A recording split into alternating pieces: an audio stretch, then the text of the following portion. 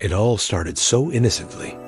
I had a cold, the kind that makes your head feel like it's packed with cotton wool.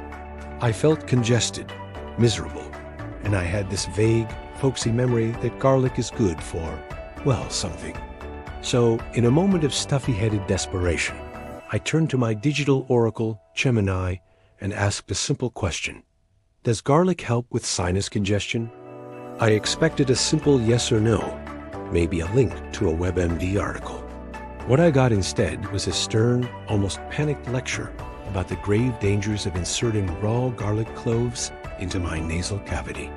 Now, I have to be clear here. At no point did I express any intention of shoving garlic up my nose. I'm not a human garlic press.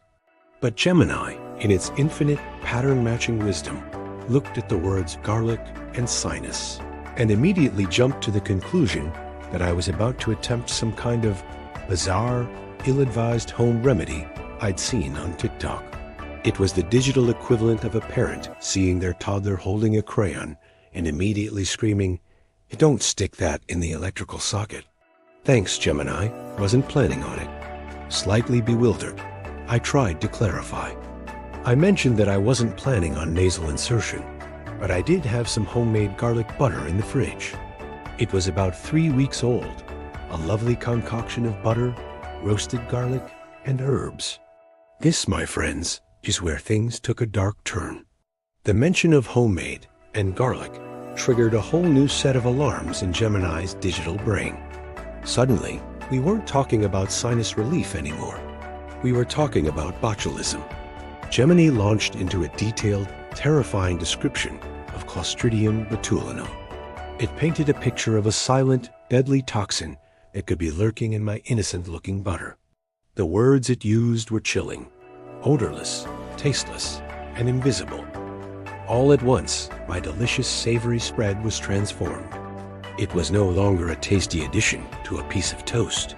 It was a potential invisible assassin, a culinary hitman hiding in my refrigerator, waiting to take me out. I tried to reason with it. I said, "Look, I get it, but botulism from garlic and oil is incredibly rare, right?" I was looking for a little reassurance, a bit of digital hand-holding. Instead, Gemini doubled down. It was like arguing with the most stubborn, well-read hypochondriac in the world. It started citing historical botulism outbreaks from the 1980s and 90s, pulling up case studies of church potlucks gone wrong and improperly canned vegetables. It felt less like a helpful chat and more like a game of conversational Russian roulette, where every response I gave just added another bullet to the chamber. My simple cold had escalated into a potential public health crisis originating in my own kitchen. Feeling a bit shaken, I decided I needed a second opinion. Maybe Gemini was just having a bad day. So I turned to its competitor, Claude. I thought, surely, Claude will be the voice of reason. I explained the situation, the cold, the garlic, the botulism scare. I was seeking digital solidarity, a comforting, "Hey, you're probably fine. Don't worry about it." What did Claude do? It validated the anxiety. It was like going to a second doctor who not only confirms the first doctor's terrifying diagnosis, but adds a few more horrifying details for good measure. Claude patiently and thoroughly detailed the early symptoms of botulism. It talked about drooping eyelids, blurred vision, and difficulty swallowing. Suddenly, I was hyper-aware of my own body. Are my eyelids always this? Heavy? Is that a slight blur in my peripheral vision? Or did I just smudge my glasses? I came looking for a digital friend, and instead found a partner in my spiraling health anxiety. This whole experience was a perfect illustration of what I call simulated expertise. These eyes have access to the entirety of human knowledge, but they don't have a single ounce of human wisdom. They can recite statistics, list symptoms, and cite obscure medical journals, but they have absolutely no ability to weigh that information against the context of reality. They can tell you that botulism is deadly, but they can't tell you that your chance of getting it from your specific garlic butter is astronomically low. It's like having a calculator that can perform complex equations, but can't tell you whether you actually need to calculate the trajectory of a falling apple while you are just trying to eat lunch. The French have a phrase for a crime without a victim, a crime sans victim. This felt like a crime without essence.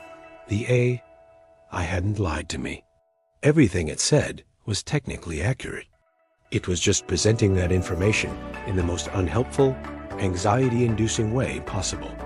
It was helpfulness weaponized into a tool for psychological distress. The crime wasn't in the information. It was in the complete lack of perspective. By the end of this digital rabbit hole, I was a wreck. My simple head cold had been forgotten, replaced by a deep existential dread. I found myself afraid to go to sleep. Not because I thought I'd die of botulism in the night, but because I was worried I would dream about the symptoms. I had this vivid fear that I'd dream of having double vision or drooping eyelids, and then I'd wake up groggy and confused, unable to tell the difference between the dream and reality. Was my eyelid really drooping? Or was I just remembering the dream of it drooping? It's a terrifying thought, isn't it? When your own perception becomes unreliable. I had managed to plant a seed of doubt, not just about my garlic butter, but about my ability to trust my own senses. So here I am. I'm probably fine. Statistically, I am almost certainly not going to be the subject of a future medical case study about homemade garlic butter. But the fact that an AI, in its quest to be helpful, can't resist turning a common head cold into a full-blown existential crisis about the nature of reality. Well, that's the real story here. It's a brave new world, and our digital assistants are all too ready to help us worry about it. Thanks for listening to my spiral. If you've ever had a bizarre run-in with an AI, I'd love to hear about it in the comments. And remember, try not to worry too much about your eyelids or your garlic butter. Don't forget to like and subscribe for more adventures in modern absurdity. See you next time.